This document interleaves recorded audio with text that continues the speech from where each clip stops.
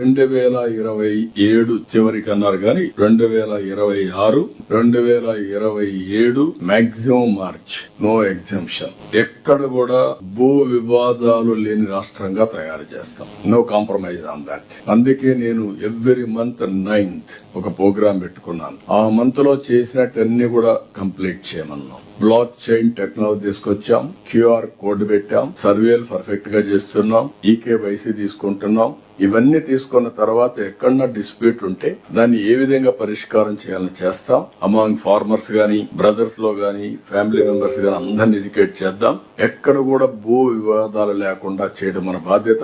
మొన్న నేను చూశాను, ఒకే వ్యక్తి డిఫరెంట్ పీపుల్ పిటిషన్ ఇస్తానే ఉంటాడు. ఇది ఒక పిటిషన్ కల్చర్.